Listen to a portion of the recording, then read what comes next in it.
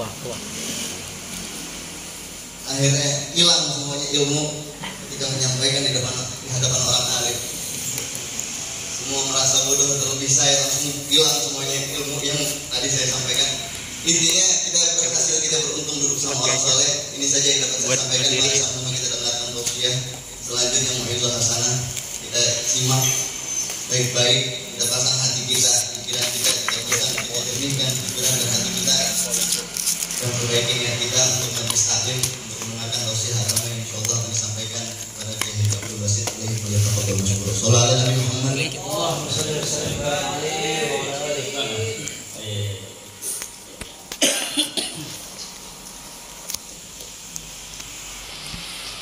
Kurang tinggi.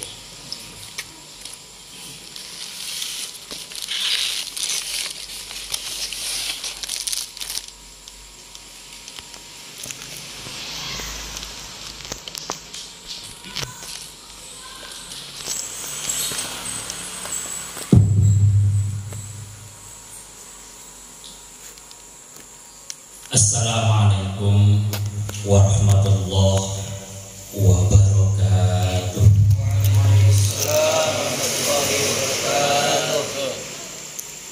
A'udzubillah. Bismillah, alhamdulillah. Wassalatu wassalamu ala Rasulillah wa ala alihi wa sahbihi wa mawalah. A'udzubillahi minasyaitonir rajim. Bismillahirrahmanirrahim. Ya ayyuhalladzina amanu kutiba alaikumusiyam kama kutiba alal ladzina min qablikum la'allakum tattaqun.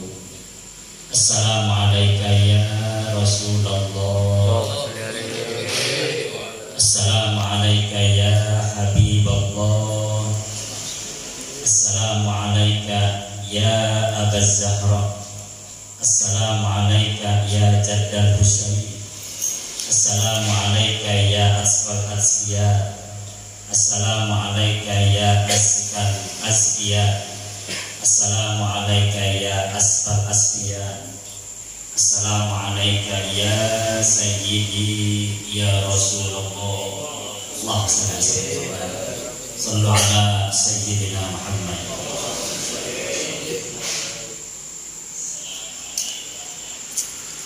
Hadratul Mukarram, guru-guru kita, yang ada di tengah-tengah kita, juga guru kita semua. Baik waktu kita masih PAUD, masih SD atau TK atau madrasah MI atau sanawiyah atau aliyah atau SMP atau SMK, perguruan tinggi, kampus, di berbagai macam majelis taklim, guru-guru kita juga di pondok pesantren atau mungkin di musola, di masjid, dimanapun, guru-guru kita semuanya kita doakan mudah-mudahan apabila guru kita masih ada, mudah-mudahan Allah sehatkan badannya, Allah panjangkan umurnya, Allah panjangkan rezekinya, dan mudah-mudahan ilmu yang diberikan oleh guru-guru kita insya Allah dengan izin Allah berkah. Mudah-mudahan kita oleh Allah dimudahkan untuk mengamalkan ilmu yang diberikan kepada kita semuanya. Amin. Karena guru ini kunci dalam kehidupan kita. Ada satu kisah yang memang sangat banyak kisah mengenai bagaimana ya sikap seorang murid terhadap guru. Walaupun memang dalam bahasa sejarah tidak pernah Rasul itu mengatakan murid, itu beliau selalu mengatakan ashabi, sahabatku.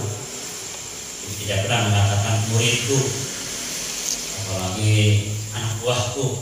Rasanya nggak ada tuh hadisnya. Ada juga sahabat.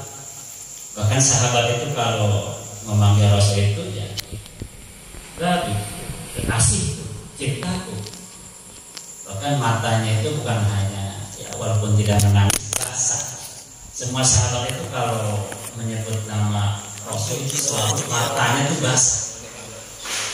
Artinya mata basah itu ada getaran yang sangat kuat, otomatis. Jadi tidak perlu tidak perlu menggunakan dalil, ya otomatis saja. Ini ada satu kisah yang menarik, ini contoh aja sampel ya. Ada seorang namanya Jamaluddin Muhammad bin Abdullah bin Al-Malik yang terkenal dengan Ibnu Malik, itu pengarang juga Alfiyah di waktu pondok, waktu pesantren pastinya. Jadi beliau mengarang kitab Alfiyah ini 1000 bait. Kemudian ketika sampai ada di kalimat Fahih Alfiyah bin Mu'ti, jadi Fahih Kotan itu merasa bahwa Alfiyah yang dikarangnya itu lebih baik daripada Alfiyah yang dikarang oleh gurunya Ibnu Mu'ti. Itu nggak diomong sih, cuma di hatinya aja ada perasaan. Otomatis perasaannya lebih baik. Misalnya kita nih waktu masih SD diajar oleh guru-guru kita SD, kemudian kita lulus SD, SMP, SMA sampai perguruan tinggi, mungkin kita udah S3, mungkin sampai jadi dosen, kan ada perasaan memandang rendah guru kita yang masih SD, kan ada ya. Maaf, itu bahaya banget, hati-hati. Nah, Allah kasih contoh waktu itu kemudian ini hafalannya kok bisa hilang, Muhammad terus. Nah, pas sampai Fahih Kotan Alfiyah Mu'ti, gimana? Maka singkatnya kalau diceritain mungkin lama. Akhirnya beliau malam bermimpi dengan gurunya, singkat cerita beliau minta maaf, kemudian ziarah, kemudian ya, ngeloning lagi. Alhamdulillah. Allah Bapak ini salah satu yang contoh. Jadi ada 2 bait yang beliau karang untuk mengenang Ustadzul Sana yang jadi wajib bagi saya sebagai murid untuk selalu memuliakan guru saya. Allah yakni ibadatin wafirli walau fi darajatil akhir.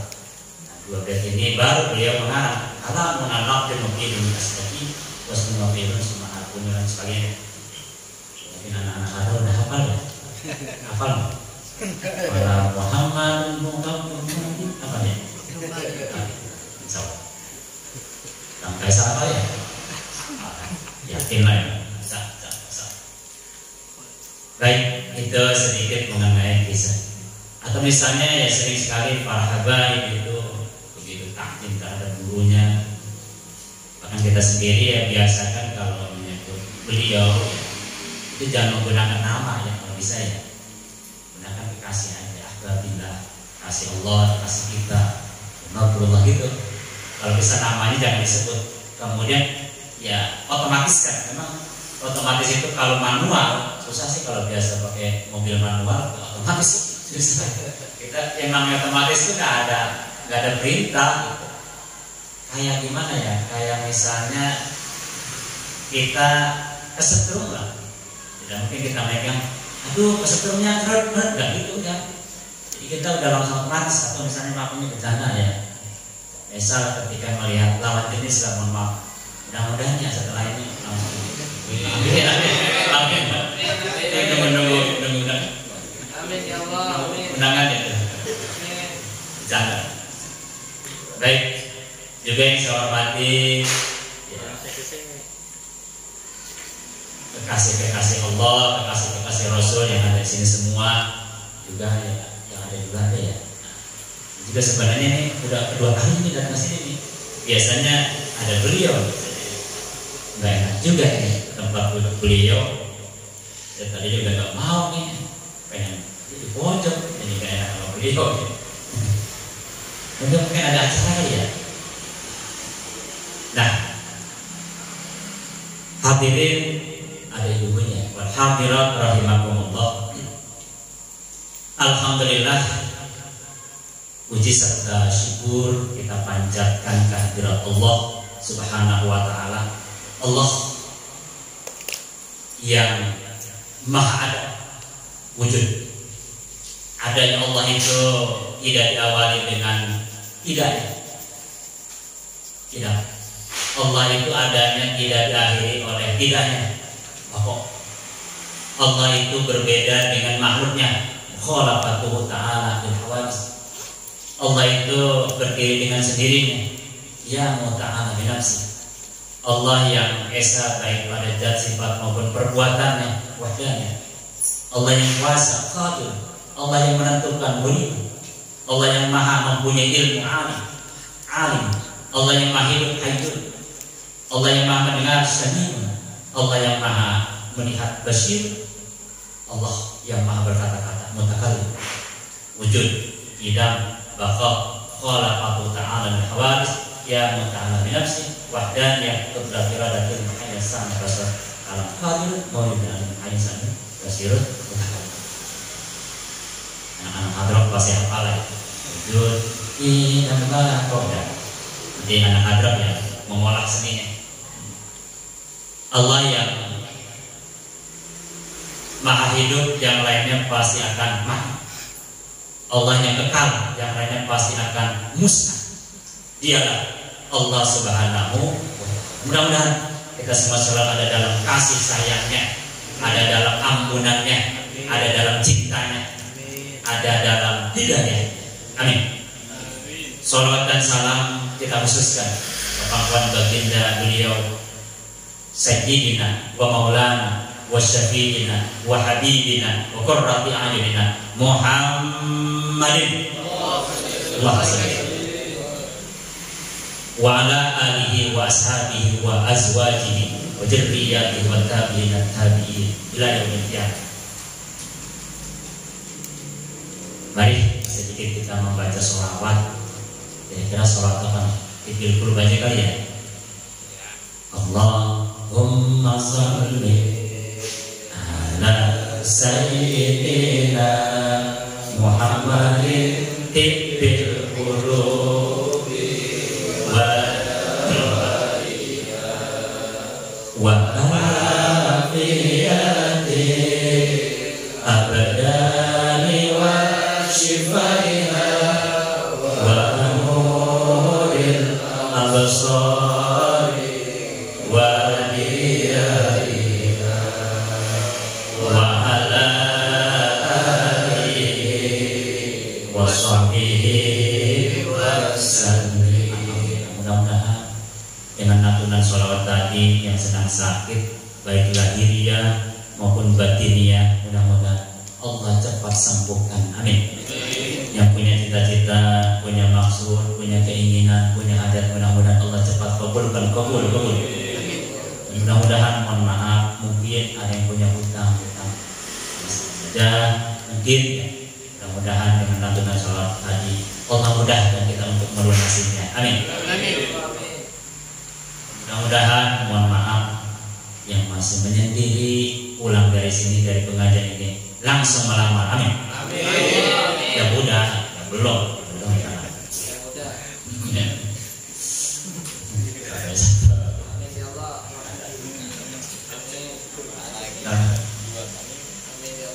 Alhamdulillah. Baik, malam ini saya dibisik-bisikin oleh anak saya di rumah membahas masalah persiapan Ramadan. Baik. Bismillahirrahmanirrahim. Ya ayyuhalladzina amanu kutiba alaikumusiyam kama kutiba alal ladzina min qablikum la'allakum tattaqun.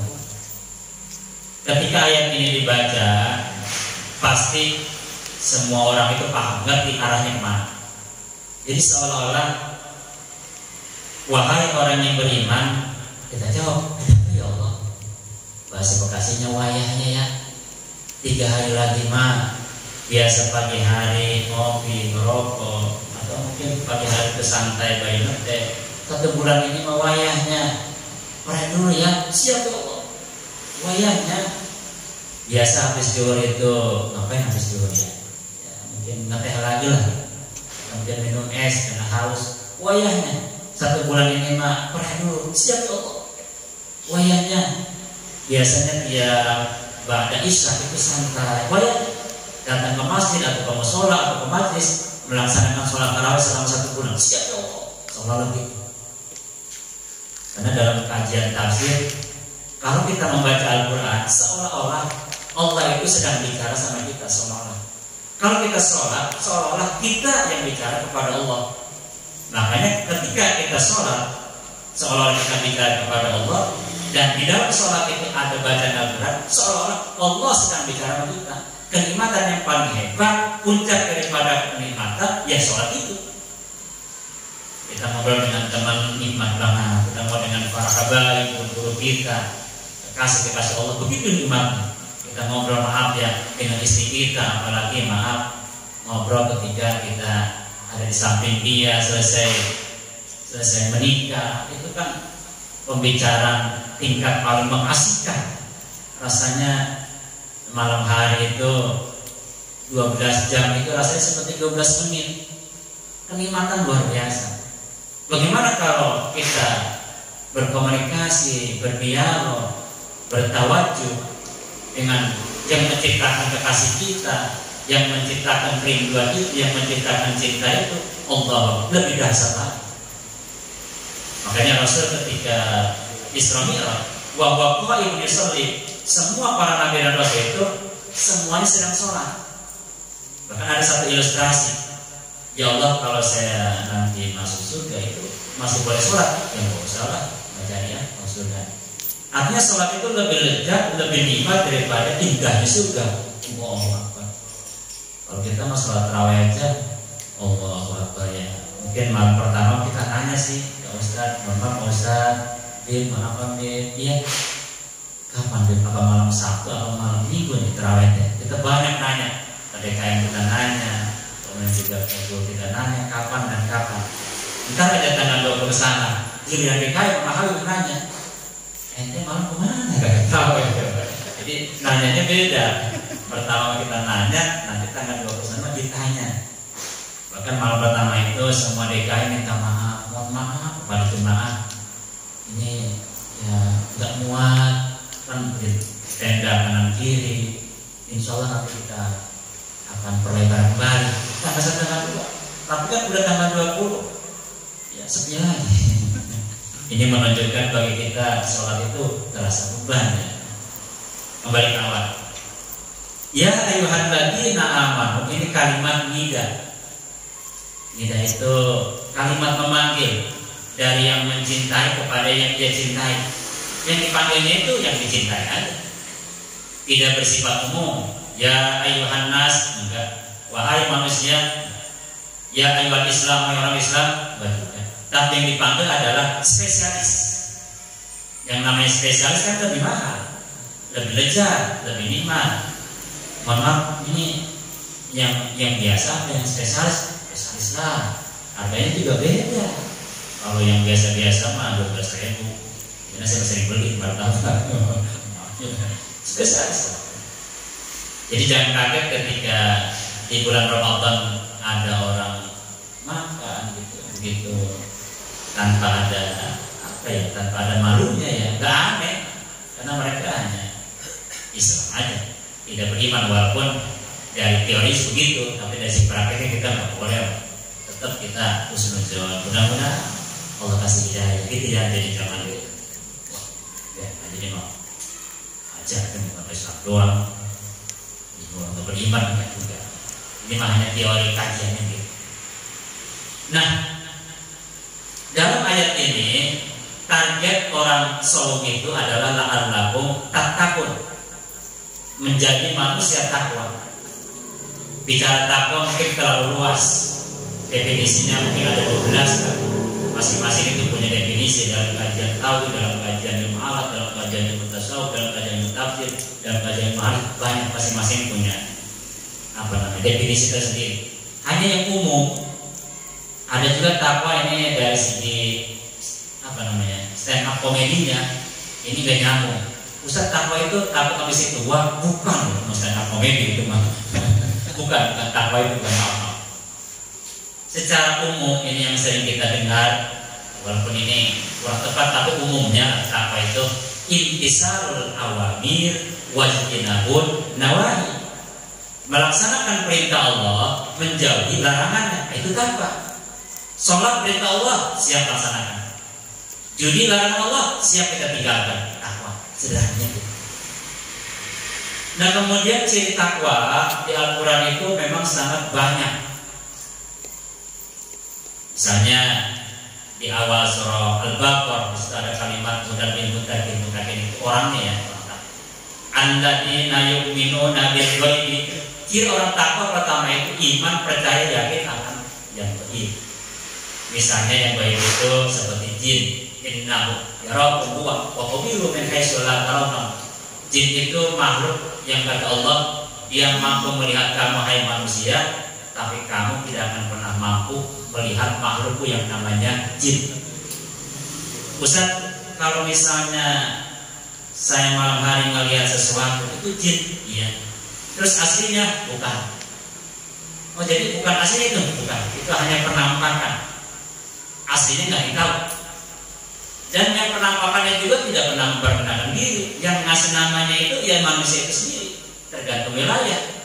Ya kalau orang-orang Sunda ya ada yang sebutnya memedi, ada juga orang-orang Barat gos, ada juga vampire, macam-macam sih. Nah, mungkin dia mengenalkan diri, kita tanya what is your name? My name is Juri, enggak juga. Maaf ya. Itu yang namanya kita juga. Dari dulu juga seperti itu. Jadi yang sering kita lihat itu misalnya ada yang namanya itu bukan asli. Yang aslinya itu betul Allah kalian tahu. Kecuali illa liman yatadha min rasulin, kecuali yang Allah ridhoi seperti para nabi dan rasul pasti tahu wujud aslinya. Karena ada kalimat alimul ghaib, tidak ada yang mampu melihat tinggal kecuali. Nah, bahasa kecuali kan spesialis. Dengan izin Allah, liman yatadha Allah ridhoi min rasulin, ya para nabi dan rasul pasti dia. Misalnya nih dilihat wah di pojoknya ada apa, ya mungkin ya dengan kekuatan tertentu, tapi bukan asli bukan. Nah kemudian yang kedua yang gaib itu seperti apa ya, malaikat. Ini kalau membahas malaikat kan terlalu jauh. Jadi rupanya kita nggak sadar ada yang memantau. Contoh kita terapkan dalam sholat. Ketika kita sholat, kita ilustrasikan saat kita mau lomba, katakanlah lomba MTI, misalnya pesertanya saya ini peserta nomor 10, untuk peserta nomor 10 ada saudara Abdul Basir, gitu ya. Nah saya siap-siap tuh, pakaian saya rapiin dulu, karena saya nggak berani pakai pakaian belum rapi udah naik ke atas, berani. Karena ada tim penilai ada juri yang mengawasi dari segi pakaian. Kemudian saya membawa Al-Qurannya pun dengan bahasa cinta, saya bawa dengan lembut, kemudian juga melangkah dengan hati-hati, saya duduk juga dengan hati-hati, saya baca Al-Quran juga mahraj demi mahraj, seminya juga harus hati-hati, kalimat demi kalimat juga hati-hati. Karena ada tim yang menilai bacaan saya, yang menilai ucapan saya, yang menilai pakaian saya, yang menilai grafik saya, yang menilai ya pokoknya adab saya. Ada tim penilai. Kemudian kita selesai sedekah juga dengan hati-hati, kita turun juga dengan hati-hati. Itu ilustrasinya. Jadi ketika kita sholat ada yang menilai. Ilustrasi pertama saat kita sholat seolah-olah ada yang kepo, ada yang nanya sama kita seolah-olah. Misalnya nih, katakanlah saya tadi waktu mau sholat isya, saya wudhu, kemudian saya datang ke masjid, kemudian saya berdiri, seolah-olah yang tanya, Ustaz mau ngapain? Usolli, ya mau sholat lah. Sholat apa Ustaz? Padu apa? Pada Isya berapa rakaat? 4 rakaatin, 4 rakaat. Pada mana Ustaz? Mustaqbilal kiblat, yang madhab kiblat. Sekarang nanti apa? Ada ya sekarang lah. Saya sholatnya sendirian, apa berjamaah, apa jadi imam, apa jadi makmum. Tadi saya kebetulan jadi makmum. Makmuman jadi makmum.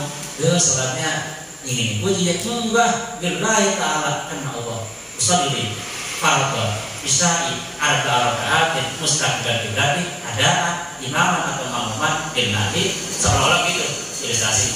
Tapi nanti jangan dipraktekin ya. Kiri aja. Kok nggak ada yang nanya Ustaz? Ilustrasi. Kedua, kita hanya menilai sholat pakaian. Hati-hati pakaian. Makanya nanti dalam bahasa surah Arab itu ada kalimat walibas takwa jadi pakaian. Pakaian itu bebas. Yang penting dasarnya takwa. Wujud zinatakum inda kulli masjid. Perhias dengan pakaianmu. Pak Ustaz, kalau saya mau santri nih, saya mau pakaian kemana-mana juga pakai kain, saya kayak orang Madura, kemana-mana pakai kain, saya mau santri, pakai baju koko. Silakan nggak apa-apa. Bagus. Ustaz, saya mau orang Jogja, saya mau orang Keraton, saya mau pakai belangkon sholat, boleh. Belangkon yang penting ininya jangan tertutup, pakai belangkon. Kalau Ustaz saya pakai keris, silakan. Keris, kayak Sunan Kalijaga kan gitu ya, pakai keris lah. Ustaz, saya Jawa Betawi, Bekasi, saya mau jadi imam, pakai duduk, set. Jadi kalau misalnya subuh pagi, lurus ke barisan, set. Oh, Jawara beda jadi imam, boleh. Yang penting nggak mengganggu gerakan sholat. Ustaz, saya mau pejabat, saya mau sholatnya pakaiannya pakai dasi. Keren, saya mau tanah panjang, silakan. Ustaz, saya mau cinta para kabar, saya mau pesantren di Timur Tengah, saya mau pakai gamis, silakan Bang. Pakai imamah, kayak guru-guru kita para kabar, para ulama besar, silakan. Sah-sahnya. Atau dibungkus dengan sorban kayak saya, silakan. Ustaz, saya nggak pakai sorban lah, saya nggak sependapat sama Ustaz, nggak apa-apa. Masing-masing. Jadi teman saya nggak suka sorban, nggak apa-apa. Ustaz, saya mau sorbannya nggak di sini nggak jadi masalah. Ustaz, saya sorbannya yang ke sini jadi masalah. Saya mau ke sini silakan masing-masing. Karena saya sendiri pakai sorban itu ikut guru dan saya nggak pernah nanya kenapa guru melakukan sorban sebelah kiri, saya ikut aja. Karena saya bersetujuan, karena saya melihat guru saya itu kitabnya ngejejer, kitab Fathul Barinya, kitab Fathul Muqadnya, Ayatul Muqadnya, kemudian mudah lengkap, alumnya ketat, semuanya ada semua. Masa sih yang begitu nggak ngerti tata cara sorban, ya udah. Saya tanya, Ustaz, kenapa sih sorban ke sebelah kiri? Tahu. Itu waktu santet, saya udah tafawul dengan guru saya, kalau dia barok, udah selesai. Itu nggak mau, ya udah nggak apa-apa gitu. Maaf ya, masing-masing cara kita. Itu yang penting. Walibas takwa, pakaian yang kita pakai itu dalam kondisi takwa. Nah kemudian kita tanamkan ketika kita sholat, bacaan kita hati-hati, pikir pakai. Bagaimana kita ruku, bagaimana cara kita sujud, lalu bacaannya apa, rukun apa namanya, misalnya kaulinya gimana, ucapannya gimana, kemudian apa nih bagaimana sebagainya. Nah kemudian yang kedua, wa yuqimunas shalah. Ciri orang takwa itu menegakkan sholat. Jadi saya akan membahas sholat itu kan terbagi dua. Ini dalam kajian fikih, ada yang wajib, ada juga yang sunnah. Yang wajib itu dimulai dari subuh. Karena dalam bahasa Al-Quran kan hafidhu ala sholawati was sholawatil wusta. Wusta itu kan tengah-tengah. Berarti kan subuh, zuhur, asar. Wusta itu kan sholat asar. Jadi ngitungnya dari subuh, zuhur, asar, maghrib, dan isya. Makanya di posisi itu adalah, mohon maaf, ini jangan ditiru ya, karena nggak sholat subuh, kesiangan, jangan sholat. Zuhur, kecapean ya. Asar di perjalanan, ya namanya lewat kali malam, baru pulang singkat itu. Maghrib, ya lelah, capek, kemudian mana segala macam. Bisa ketiduran, ya udah nggak sholat bisa. Tapi anehnya kok ada di qasidah, tapi sayangnya kok sholatnya nggak sholat. Makanya ganti, saya sering kayak ibu. Subuh sembahyang, zuhur sembahyang, asar sembahyang, maghrib sembahyang, isya sembahyang. Enak. Itu pas subuh kasihan. Itu anak-anak nggak mau itu. Apa usaha subuh siang gitu. Baik, ada satu kajian kalau bikin udah pada paham, harus juga udah pada paham. Saya sedikit hubungan sholat 5 waktu dengan Bismillah. Kemudian ada pertanyaan, Ustaz, kenapa sih kok sholat zuhur sama asar di jamaah, kok maghrib dengan isya di jamaah, tapi subuh enggak? Baik, ini saya kaji dari sisi angka. ya setuju silakan, enggak juga silakan, namanya juga kajian ya. Kajian ini jangan dianggap benar ini. Ya kalau memang setuju silakan. Enggak mendapat apa? Subuh itu kan 2 rakaat, maghrib 3, kemudian zuhur, asar, isya itu 4. 2, 4, 6, 8, 10, 12. Nah yang 3 di maghrib 3, 6, 9, 12 ketemu di 12. 4, 8, 12, 12. Nah 12 dibagi 2 tadi kan 6. Kemudian 12 dibagi 3 4. 12 dibagi 4 3. Nah berarti 6 subuhkan 6. Kemudian zuhur 4. Kemudian asar juga 4. 3 ya. 12 bagi kemudian maghrib itu benar 3, 12 bagi 3 kan 4 di sini bagi 3 kan sini 3, jadi 12 bagi 4 3 3, jadi 6 3 3 4 3, 6 tambah 3 9 tambah 3 12 tambah 4 16 tambah 3 19. Nah 19 Bismillahirrahmanirrahim itu kan jumlah hurufnya ada 19 tuh ya.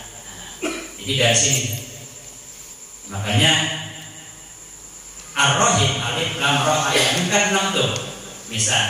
Kemudian Ar-Rahman alif lam ra 3 amim nun 3 3 karena sini zuhur dan asar 3. Maghrib bismi ba sin mim kan isya tuh 3, alif lam ma kan 4 tuh maghrib, makanya bismillah isya dengan maghrib, ar-rahmani asar dengan zuhur, ar-rahimi 6 itu subuh. Ya terserah bapak-bapak ya setuju zuhur dan juga apa itu kajian sholat dalam kajian ilmu matematik. Nah itu singkatnya begitu karena angka itu menjadi 19. Nah kemudian di dalam sholat dalam Al-Quran kan ada kalimat Kullun qad alima sholatahu wa tasbihah. Jadi semua yang ada di langit, matahari, bulan, bintang segala macam, bahkan benda-benda apapun itu sedang sholat.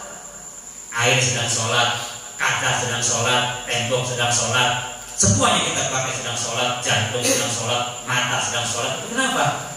Nah sholat di sini misalkan matahari, wasyamsu tajri li mustaqarrin laha wal qamara qaddarnahu manazila hatta adakat. Kenapa sholat? Oh rupanya sholat kaitan dengan derajat. Karena matahari itu sedang berputar disebut dengan sholat, berarti membentuk 360 derajat. Ini pun ya setuju syukur dan juga nggak apa-apa. Jadi ketika kita sholat diri itu harus tegak 180 derajat, tegak. Tuh gitu ya. Kemudian wa qumu lillahi qanitin. Kalau kita sholat itu harus tegak. Makanya anak muda kalau sholat jangan begini, tegak. Allahu Akbar. Jadi kalau kita mau berangkat sholat, seorang tentara mau perang, semangat. Jadi pergi ke masjid itu, kita mau pergi sholat tarawih yang pertama, semangatnya luar biasa. Oh, luar biasa seperti tentara Soviet itu menginvasi Ukraina, serang. Makanya takbirnya juga Allahu Akbar, jejer. Jadi jangan lemes. Tanggal 10 Allahu Akbar, tanggal 20 Allahu Akbar, tanggal 27 Allah. Jadi tanggal apapun kita terawih harus tegak tanggal 20. Ya, imamnya sama sini. Oh, ya. Aminnya juga amin. Assalam. Jadi dari mulai bacaan juga harus tegak. Sami Allahu liman hamidah Rabbana walakal hamd. Allahu Akbar, Allahu Akbar. Assalamualaikum warahmatullahi. Tegak. Allahu Akbar, Allahu liman hamidah. Assalamualaikum warahmatullahi. Assalamualaikum. Ya, lemas. Assalamualaikum warahmatullahi. Assalamualaikum warahmatullahi. Begitu tegak. Nah, gitu ya. Wa qumu lillahi qanitin, tegak. Nah, diri itu 180 derajat. Ketika kita ruku dalam bahasa hadis, ruku itu nggak sempurna kalau ada benda di sini tuh jatuh, artinya membentuk siku. 90 derajat. Ketika kita sujud, nanti dikaji dari fikih itu harus membentuk sujud 45 derajat. Karena 2 kali kan 45 tambah kali 2 kan 90. 90 tambah 90 tambah 180 berarti 360. Itu pun kalau setuju, juga nggak apa-apa, namanya juga kajian. Boleh ditentang. Jadi tidak perlu sepakat. Atau misalkan yang terakhir nih, contoh yang terakhir ini kalau diterangin lama banget. Dan terakhir misalnya kenapa sih kalau ke kanan itu hukumnya wajib, fardu, kok ke kiri hukumnya sunnah? Baik. Nah yang namanya fardu itu fa, ro, dan dot. Fa itu alif, ba, sa, jim, ha, ro, dan, za, ro, jim. Fa itu 20 ya. Kalau ro, alif, ba, sa, jim, ha, ro, dan, za, ro. Pokoknya fa itu dalam urutan itu alif, ba, alif, ba, ta, sa, jim, ha, ro, da, za, ro. Ro itu 10. Fa itu kalau nggak salah 20. Nah, berarti 20. Sin, so, dot, dot, zon, ain, mungkin akhir. Fa itu 20, ro itu 10. Berarti kan gitu. Nah, fa dot itu 15. Dot, zen, sin, so, dot. 15. Berarti 15 tambah 30, 45. Jadi ke kanan itu 45. Bapak lihat surah yang ke-45 yaitu surah Al-Jasiyah. Al-Jasiyah, Al-Ahqaf, surah Muhammad, surah Al-Fat. Nah itu masih situ, satu RT itu, masih satu geng. Surah Al-Jasiyah. Al-Jasiyah itu sebelumnya surah Al-Basalah, Ad-Duhan, Al-Jasiyah. Nah Al-Jasiyah itu artinya sedekut. Jadi nanti kita menghadap kepada Allah itu dalam kondisi pasrah total. Jadi ciri khas orang sebelah kanan, ashabul yamin sebelah kanan itu orangnya selalu pasrah total hanya kepada Allah. Satu. Kemudian kalau kiri itu hukumnya sunnah. Sin itu berapa sinnya? 12. Nun itu 25. Tambah buka itu 32. Berarti jumlahnya 69. Dan udah saya aja ngitung ya, bapak-bapak nggak usah ngitung ya. Biar ngitung. Karena setiap hari ngajarnya matematik jadi tahu banget penghitungan itu.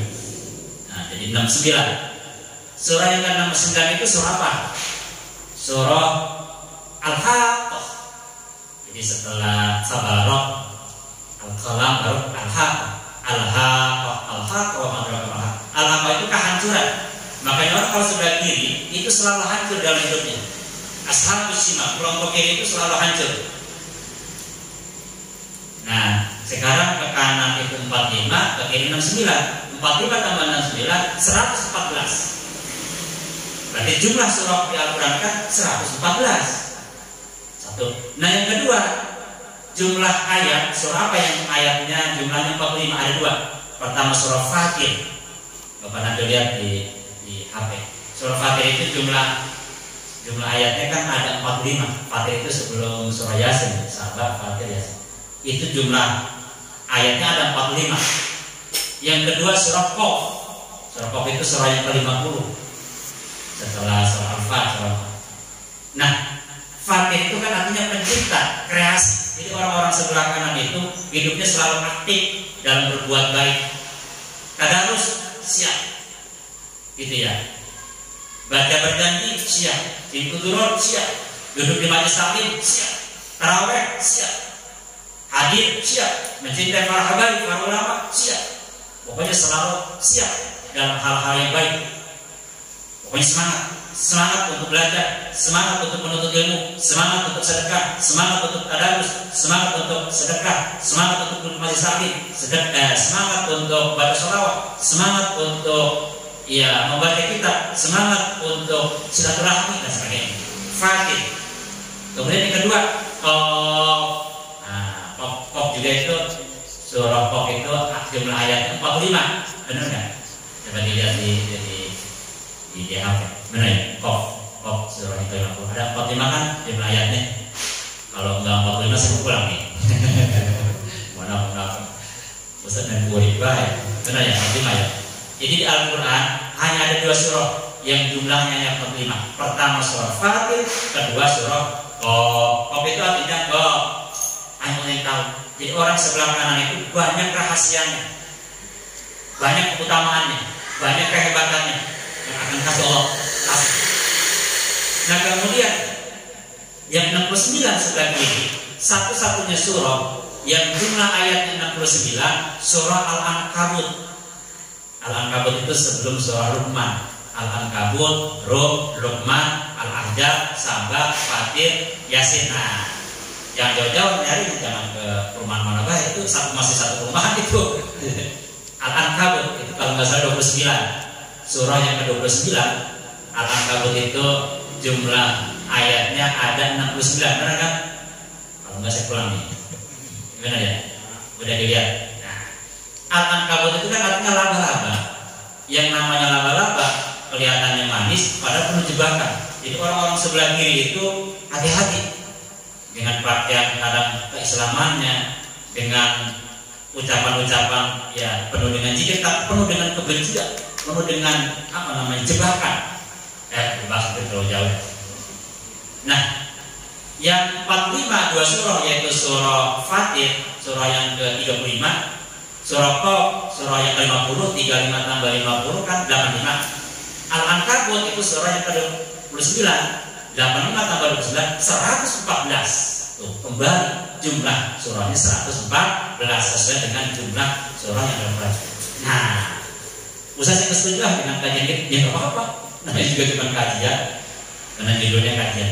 Demikian, itu sholat kalau dibahas dalam kajian ilmu matematik. Udah segitu aja ya, terlalu jauh.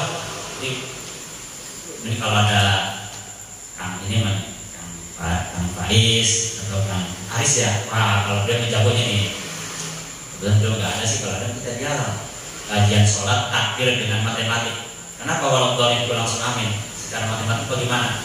Mungkin kalau Kang Aris mah nanti dikaji. Maaf, nanti nanti ya lain waktu ya. Jadi kan cukup dah sholat itu seperti itu, diakhiri seperti itu. Nah kemudian cerita kembali ke awal. Ya nggak ada jamnya ya. Wah hebat juga ya supaya ngajinya konsentrasi. Oh gitu. Iya bagus itu. Jadi majelis taklim itu jangan pakai jam kali ya, supaya jemaatnya nggak ngeliat jam. Maaf. Nah kemudian yang ketiga, wa mimma razaqnahum yunfiqun. Ciri takwa yang ketiga itu menginfakkan hartanya, baik yang wajib maupun yang sunnah. Silakan kaji sendiri. Kemudian walladzina yu'minuna bima unzila ilaika wa unzila minkum. Kemudian orang takwa itu cirinya dia yakin, dia beriman dengan kitab Taurat, Zabur, Injil dan Al-Qur'an. Kalau dikaji lama lagi, pokoknya intinya gitu. Wa bil akhirati hum yuqinun. Kemudian ciri takwa selanjutnya adalah iman yakin adanya akhirat. Sederhananya gini, kita sekarang hidup di dunia ini nyata, akhirat hanya cerita surga, cerita neraka segala macam. Itu kan ada dua, ada yang percaya, ada yang enggak. Jadi surga itu hanya diceritain, akhirat itu cerita begini-begini. Dan kita pun tahunya dari ilmu yakin, dari ilmuwan. Kita yakin ada, namanya ilmu yakin. Dari para habaib, dari para ulama, dari para guru kita yakin. Jadi dunia ini nyata, akhirat hanya cerita. Ketika sekarang kita hidup. Tapi ketika nanti kita meninggal, akhirat itu nyata. Ayo, kalau nggak percaya, dunia hanya tinggal cerita. Iya kalau ceritanya bagus.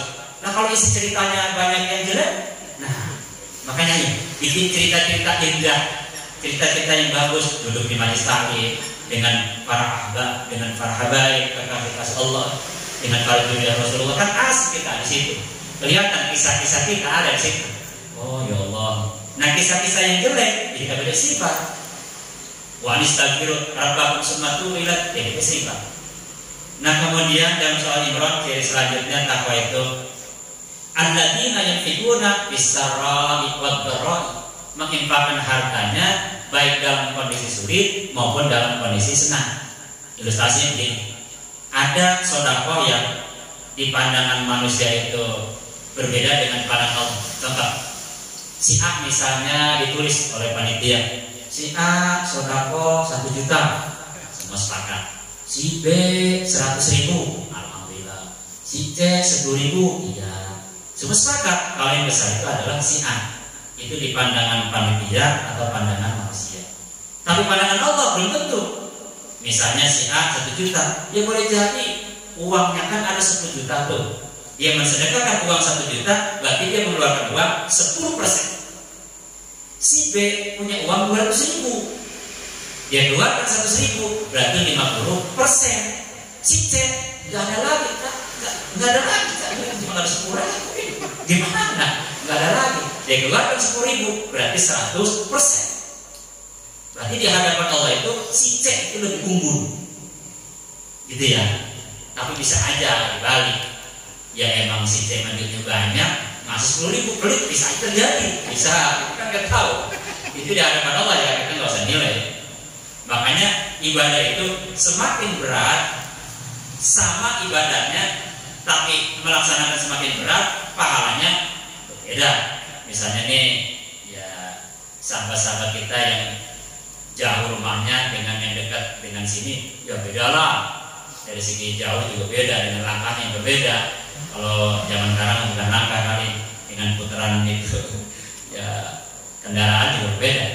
Atau contoh ilustrasi sederhana gini, misalnya saya, maaf ya, saya puasa saum di anak-anak santri di pondok pesantren, ya pagi-pagi saya sholat duha dengan santri, kemudian juga anak-anak pada sekolah segala macam, jam 1 jam 2 pada tadarus, istirahat sebentar, kemudian sholat juga saya ngantau anak-anak, terus begitu. Kan nggak berat bagi saya. Tapi orang yang puasa di pasar, katakan pasar Cibitung, pagi-pagi jam 6 kanan kiri udah yang ngopi, yang makan bubur, yang makan duduk, yang ngerokok, coba kan berat. Jam 6 aja udah berat. Belum jam 10 siang, belum jam 12 siang, melihat, ya Allah udah ramai. Ini di pasar ya, udah lebaran kan.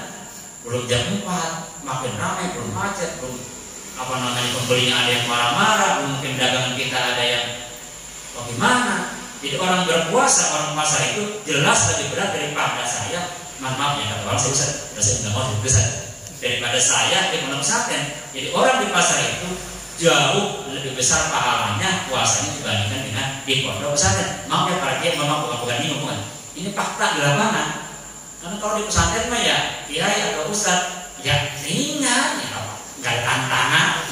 Nah kalau di pasar, masya Allah tahu sendiri lah. Apalagi tanggal sebelum sana, Allah lebih berat. Gitu. Atau misalnya ada anak-anak muda malam jam 2 tahajud dengan orang yang udah 60 tahun tahajud, ya jelas saya bahkan anak muda, ya wajar 60 tahun tahajud kapan lagi. Coba anak muda jam 2 malam tahajud, Allah berat itu. Anak-anak hadir juga berat kan, karena jiwanya masih jiwa muda, beda. Makanya kan ada satu gambaran dulu ada anak muda hebat ibadahnya di zaman Nabi nih. Kalau kita baca dalam hadisnya sampai ada 6-7 lembar. Itu singkatnya gini, itu anak muda punya ibadah hebat. Sampai 4 sahabat ini menani-nanikan, waduh saya nggak kuat, saya nggak sanggup dibandingkan dengan anak muda itu. Sholatnya, puasanya, tadarusnya, luar biasa hebat. Nah kemudian jadi bahan perbincangan. Nah, suatu saat Rasul di majlis dan duduk oleh Imam Ali, ya Rasulullah maaf, ada anak muda, namanya siapa? Ini kita ya apa ya Rasul? Nah, udah hebat tuh baru begini. Pas dicerita ada tuh anak muda itu.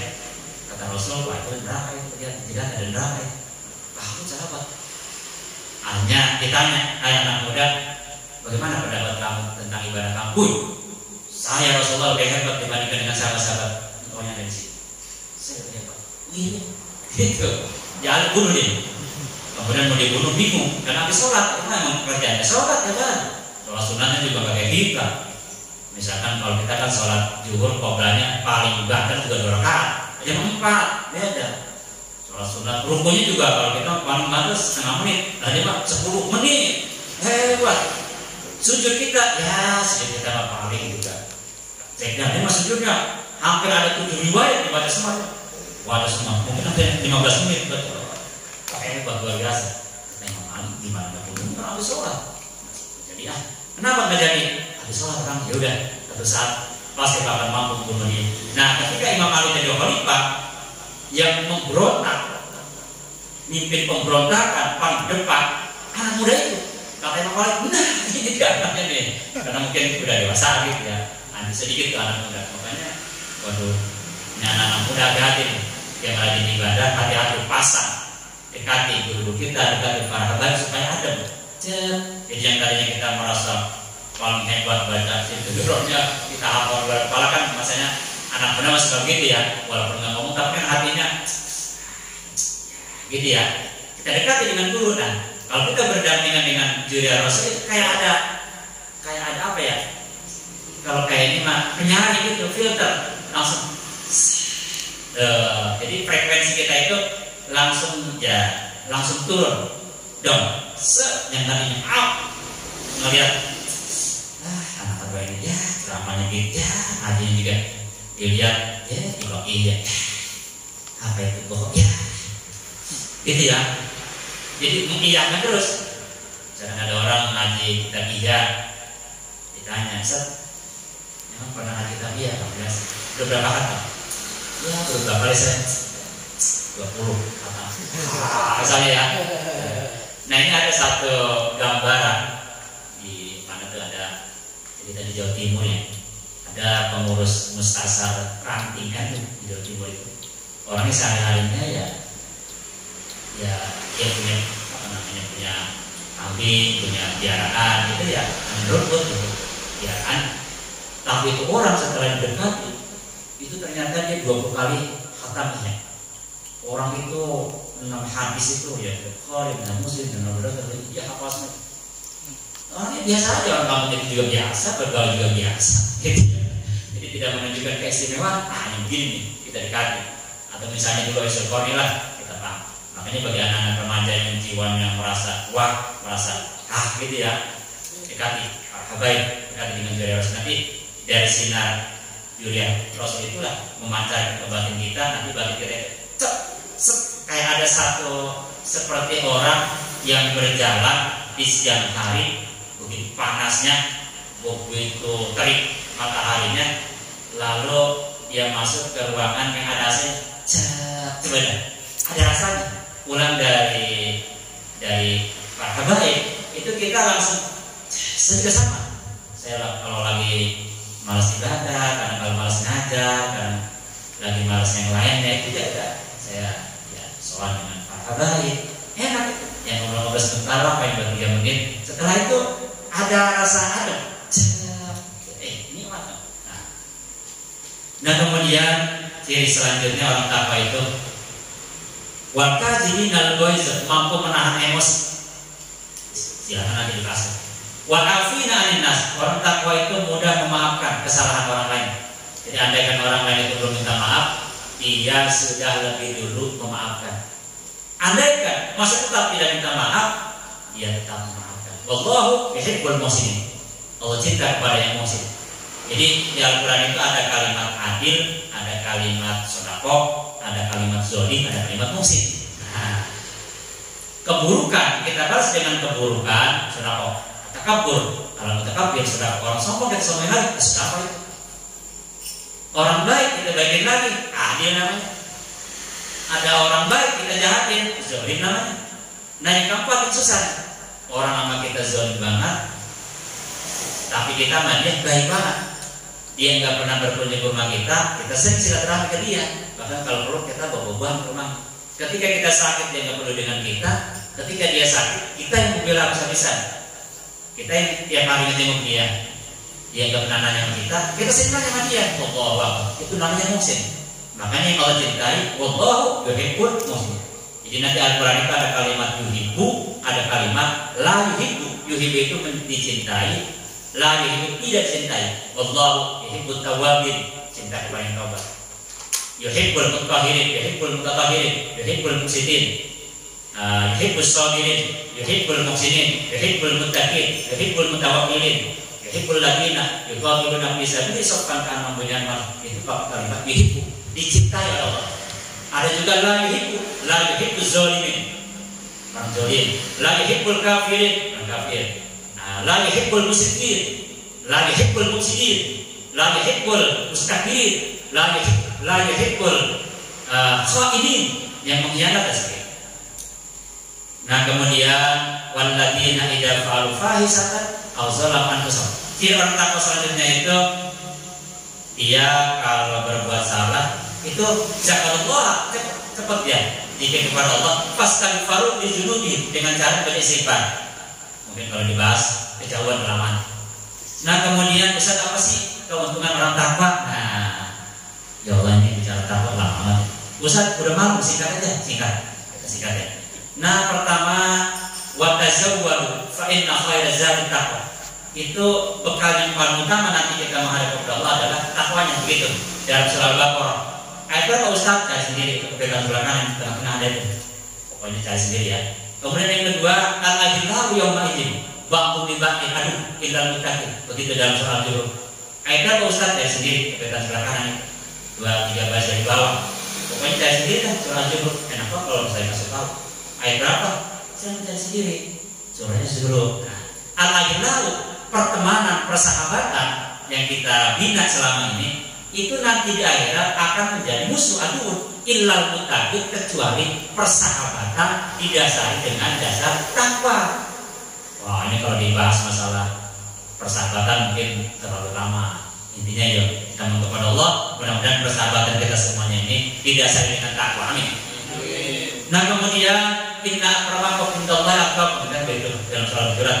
Ayat Ustaz ya sendiri kebetulan belakang itu baris ke-1 dari bawah kelihatan tuh. Nah gitu ya sendiri tuh. Jadi yang paling mulia nanti insya Allah adalah manusia yang paling takwa. Kemudian dalam surah Al-Baqarah itu paling akhir tuh, paling akhir udah mau kali Imran. Ittaqullah wa yu'allimukumullah. Bertakwalah kepada Allah, nanti Allah akan ngasih ilmu kepada orang takwa. Jadi kalau kita ingin pintar, ingin cerdas, ingin hebat, takwa dulu. Coba lihat bagaimana Imam Bukhari. Tidak ada metode yang ditemukan seorang yang bisa menghafal sampai puluhan ribu hadis dalam waktu 1 tahun. Bahkan ratusan ribu hadis dalam waktu 5, 6, 10 tahun. Mana ada? Itu pun satu hadisnya kan dengan berbagai macam sanad. Perawinya ini, sanadnya ini. Dan kita mah kadang ya satu hadis saja misalkan nih innamal a'malu binniyat itu kan potongan itu hadis. Sebenarnya kan sebelumnya ada, sudah banyak. Yang ada kita potong aja, seolah-olah kita pakai daya. Wah, bahasanya. Kalau ditanya dari mana perawi, dari mana sanadnya, kemana itu nggak tahu. Ada sanad, akhbarana segala macam, kita nggak paham. Belum cabangnya di sini, belum. Jadi satu hadis itu bisa macam-macam. Ini ratusan ribu hadis. Kalau bukan karena takwa Imam Bukhari tidak mungkin. Jadi pasti dia takwa. Bagaimana Imam Muslim, bagaimana Imam Syafi'i, bagaimana Imam Malik dan sebagainya. Kita lihat misalkan perjalanan Imam Syafi'i ketika dia mau berguru ke Imam Malik, tanya kepada muridnya, ini pernah ada ke Imam Malik? Iya, saya alumninya. Iya, diajaran sih. Itu ada namanya kitab Muwatta. Apa itu kitab Muwatta? Itu kitab hadis yang dikarang oleh guru saya Imam Malik. Ini kitabnya. Ya, ada di rumah. Bisa nggak saya pinjam? Beli dong, pinjam aja. Enggak, saya nggak punya uang. Tapi ingat nih ya, jangan lama-lama nih. Ya udah, kata Mas Sabi, oke lah. Waktu itu beliau masih kecil, karena beliau tidak punya anak yatim, dia pinjam dulu dah. Kata Muwatta Imam Malik dibaca tuh oleh Mas Sabi. Bayangin, tebal bukan main itu Imam. Itu kitab dibaca oleh beliau. Setelah hatam dikasih itu, terima kasih ya. Baru beliau pesantren ke Madinah bertemu dengan Imam Malik di Masjid Nabawi, beliau sedang mengajar. Ini salah satu teknik metode modern. Jadi kalau bisa nih anak-anak remaja yang masih pada sekolah gitu ya, tolong kalau mau belajar besok ini kira-kira belajar fisika. Misalnya besok nih kita tahu jadwalnya besoknya fisika sama biologi. Nah minimal 1-2 jam dibaca dulu tuh. Oh kemarin sampai ini nih, oh chapter ini nih, bab ini nih, oh ngebahas masalah elektromagnetik rumusnya ini, kemana ini kemana, oh berarti kesini kimia kemana, senyawa segala macam, perhitungan kemana. Kalau misalkan bahasa Inggris kalau sampai mana nih, oh di vokabularinya kita apalin dulu begini. Oh kalau memang sejarah oh begini. Kalau memang ilmu alat begini. Kalau memang begini terus baca dulu. Setelah dibaca udah siap, besoknya tuh masuk sekolah, masuk pesantren. Ketika guru ngajar, ketika para kiai ngajar, kita udah tahu, udah baca. Kata kiainya misalkan Bismillahirrahmanirrahim, bab mudhaf ilaih. Udah tahu ya, marjudobin, oh udah tahu, bapak top, oh udah tahu, oh begini, oh di sekolah, oh begini, gitu.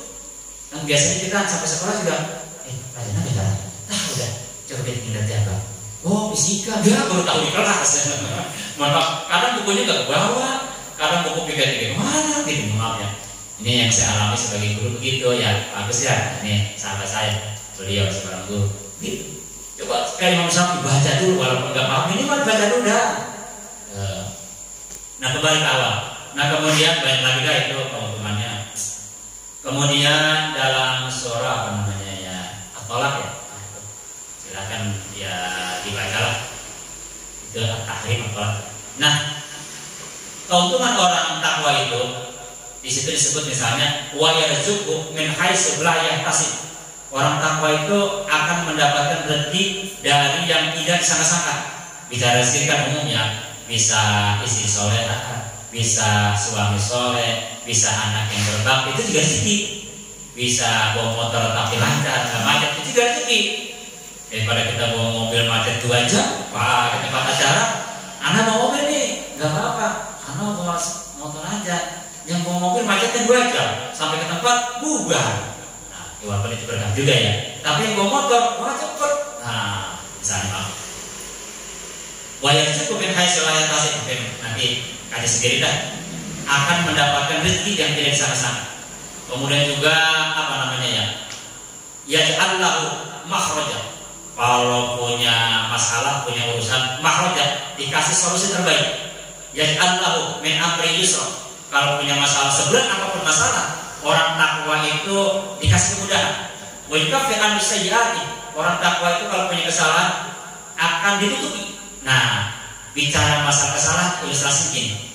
Misalnya kita menulis sebuah tulisan di kertas, katakanlah kita tujuannya nulis Tambun, karena mungkin kita lagi banyak pikiran jadi Cibitung. Astagfirullahaladzim, maka jadi nulis Cibitung. Tujuan kita kan Tambun tuh, nama nulis Cibitung. Kita coret kan Cibitung, coret. Kemudian kita tulis tuh yang aslinya Tambun. Nah, ketika ada yang baca, dia tahu, oh salahnya ada tuh, kelihatan salahnya. Cibitungnya itu kelihatan. Yang kedua, ketika dia salah pakai titik. Nah di atas titik ditulis lagi yang dia tuju jangan kamu. Ketika ada yang baca tahu ini salah, cuman nggak tahu apa kesalahannya. Oh ditutup pakai titik. Nah yang ketiga, ketika kita salah, astagfirullahaladzim dari tulis Cibitung ini salah. Tuh ketemu sampah. Kita tulis lagi dan awal bisa aja salah lagi. Bisa mungkin 2-3 kali salah. Ketika ada yang baca nggak tahu kalau di situ mungkin salahnya berkali-kali, betul kan ya? Kita wajib harus sayyi'ati seperti itu. Wajib jimal ajra, kemudian orang takwa itu akan mendapatkan ganjaran yang hebat. Yang terakhir, Ustaz udah malam yang terakhir nih. Yang terakhir dalam surah Muhammad itu lihat dalam surah Muhammad ayatnya cari sendiri. Itu ada kebetulan sebelah kanan itu baris kedua. Ustaz udah kayak yang ada di YouTube nggak apa-apa. Mungkin bapak-bapak yang kaget, nggak apa-apa ya, kita nurutin dikit-dikit. Kemudian ada yang bertanya nih ke para habaib. Jadi kalau kita lihat nih para habaib, para jurawas itu kalau baca sholawat itu seperti nggak mikir. Kalau kita kan baca Buddha, baca segala macam, kayak ada sesuatu yang mikir ya. Karena yang kita udah apalin ya semua, agak lupa gitu. Kalau kita masih mikir-mikir, wah gitu ya. Ya Rasulullah. Jadi banyak baca sholawat tapi masih mikirin bacaan soalnya apa gitu ya. Tapi kalau para habaib kayak ngobrol aja gitu. Murid buat sholawat asik aja begitu dia. Rahasianya satu, karena beliau itu langsung melihat dan cintanya langsung. Kayak kita misalkan mencintai seseorang, tidak perlu pasti orang yang kita cintai ketika disebut itu langsung membayangkan dirinya dalam pandangan kita kelihatan, wajahnya kelihatan, senyumnya kelihatan, cara bicara kelihatan, duduknya kelihatan, cara apa yang kelihatan, gitu. Ya benar ya. Jadi seseorang yang kita cintai ketika kita sebut Bray, nggak perlu dihafalin, nggak perlu. Jadi para habaib itu nggak pernah ngapalin sholawat, kelihatan langsung kok. Jadi ketika baca sholawat, apapun bentuk sholawatnya itu kelihatan huruf demi huruf. Kalau kita kan nggak mikirin gimana hadir, apalagi anak hadir berapa, belum 3 tahun lihat di HP. Oh iya, nah, itu kebanyakan banyak lupa. Kita baca sendiri, baca perjanjian, baca hibah, itu kan selalu melihat. Padahal kan itu rangkaian-rangkaian kalimat untuk ya menyanjung Rasulullah. Kalau para habaib itu kelihatan. Assalamualaikum. Bisa kelihatan gitu ya. Kelihatan sakit kelihatan Pak. Itu rahasia. Kenapa? Misalkan para ulama dulu itu para habaib, kok kalau membaca Al-Quran itu seperti bukan amal enggak? Sebenarnya Al-Quran itu nggak perlu dihafal Pak, nggak perlu. Capek kita ngapalin Al-Quran, ada program Al-Quran habis begini, sekian 1 bulan itu harus sekian juz. Walaupun itu menjadi bagus. Yang saya pahami, kalau ingin sukses menghafal Al-Quran itu cinta Al-Quran, cinta aja. Jadi kalau kita misalnya mau tidur, perlu baca Al-Quran gelisah. Setelah bangun tidur yang pertama kali dilihat Quran, gelisah. Ketika kita siang hari belum melihat Al-Quran, gelisah dan rindu Al-Quran dibaca. Pandangan pokoknya jiwa Al-Quran, mata Al-Quran, pendengaran Al-Quran, jantung detuk Al-Quran, kemudian langkah-langkah Al-Quran, kemudian aliran darah Al-Quran. Enak Pak, cinta Al-Quran. Coba kita langsung terbayang. Kayak membaca surat Al-Fatihah kan pernah ngapal.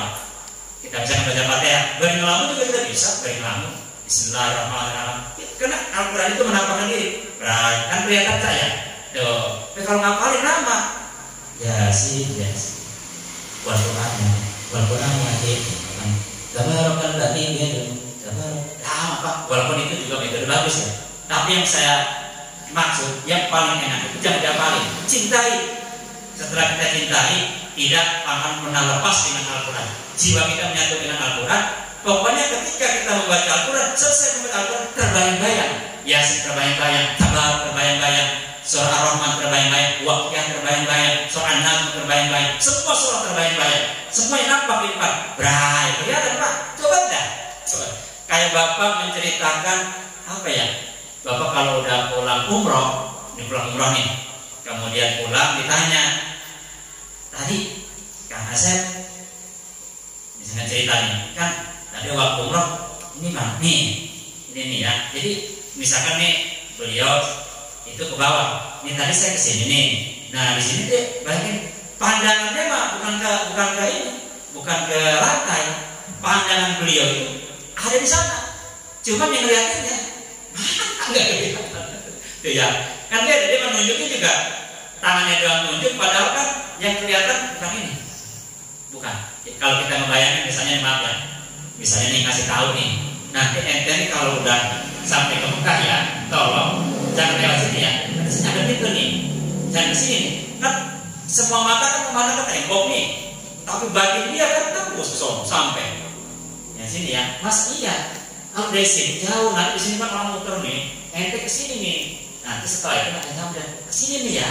Mungkin bagi yang lihat, apaan sih kesini tuh. Tapi yang pernah, dua-duanya pernah yang cerita, kok anak mau langsung kesini kan? Ya itu masalah. Yang panas kan kalau kesini. Iya, aku jangan kesini, ini nggak usah. Nah kesini, makanya kita nemuin di sini nih.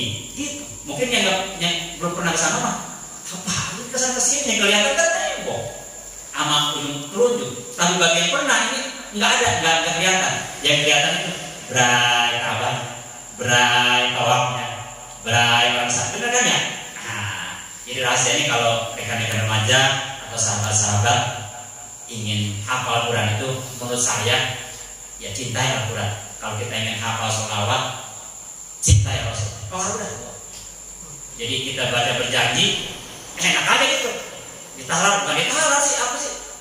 Jadi apa sih? Bebayang itu bebayang kalau kata Ibnu Malik, kata langsung berai, bawa nih. Allah. Jadi yang terakhir salah Muhammad ayat dasri ada. Jadi jadi orang takwa itu yang terakhir akan dikasih kesempatan mendapatkan 4 sungai. Pertama anhar mimani ghairi asin, sungai yang berisi air yang sangat jernih.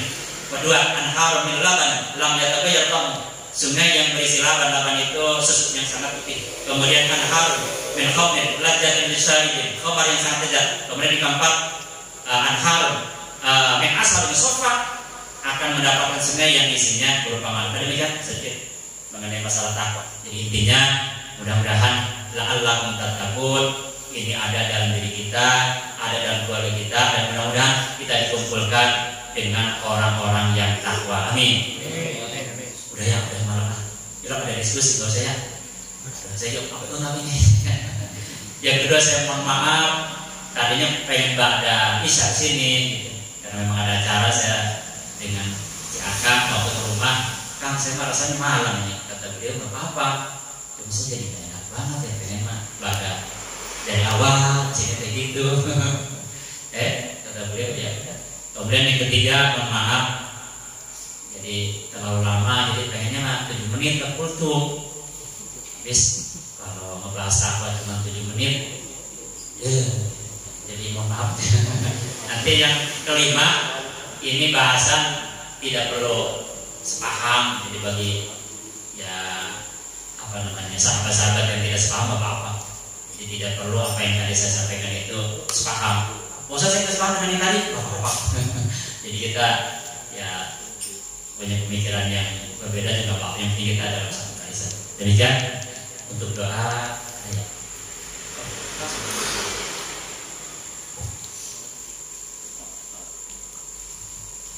Mari doa.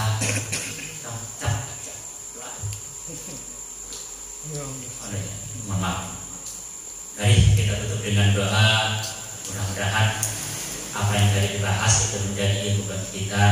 Dan mudah-mudahan pulang dari sini kita semangat untuk menuntut ilmu.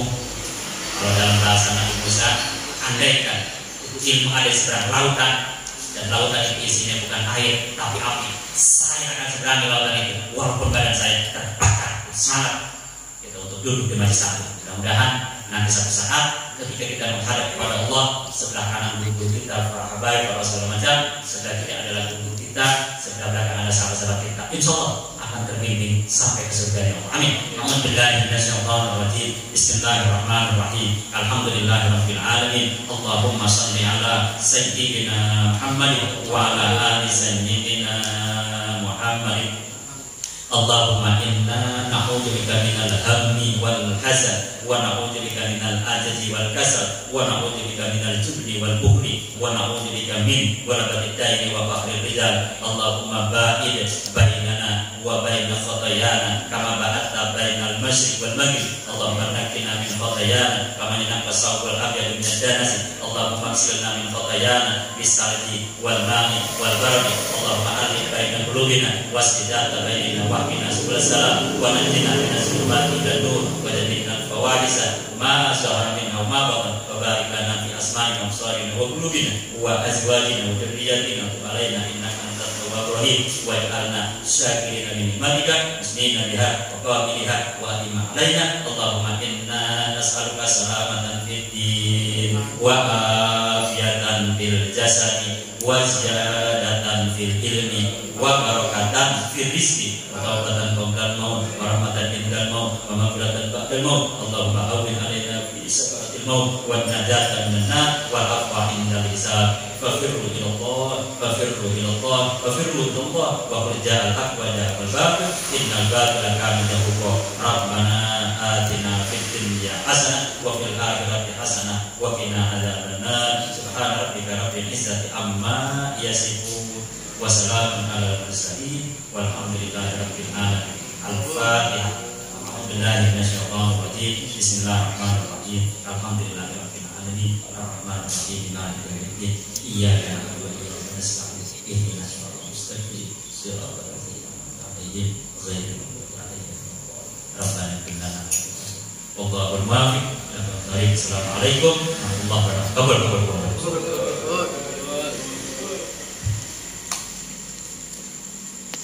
Alhamdulillahirabbil alamin. Syukur kasih jazakallahu khair kepada guru kita semua Bapak Kiai Haji Abdul Basit. Mudah-mudahan apa yang beliau sampaikan bisa bermanfaat untuk kita semua dan bisa kita amalkan. Amin ya rabbal alamin. Sedikit bercerita kisah ya, sejarah beliau ini kesepuh orang tua kita, di mana terbentuknya keluarga besar Majelis Rasulullah SAW Abu Jibitul